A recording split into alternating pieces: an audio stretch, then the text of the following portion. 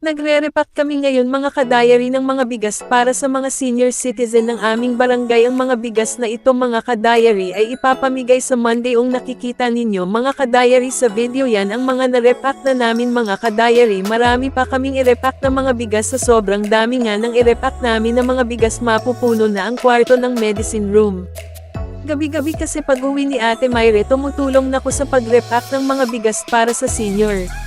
Marami kaming mga nagre-repack niyan mga ka-diary. Ako si Ate Mayra ang secretary ni Kapitan at maintenance staff ni Kapitan na si Ate Zenny. Halos kami nagtulong-tulong para matapos na ang pag-repack ng bigas para sa senior.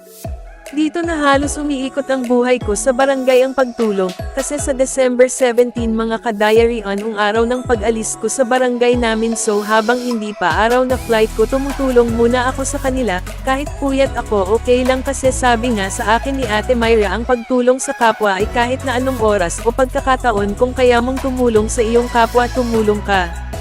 And apparently mga ka-diary kahit paalis na ako pa rin ang ginagawa ko dito sa aming barangay mga ka-diary ang pagtulong ko sa kanila dito sa aming barangay.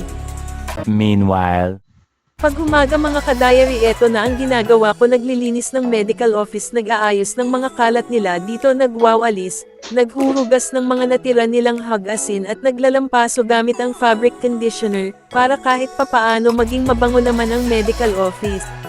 Pag kulang ang mga gamot sa shelf, pinupuno ko rin iyon pagkatapos tsaka na ako nagpapahinga at nag-iintayin ng mga tao dito bago ako umalis para gawin ang personal ko na gawain.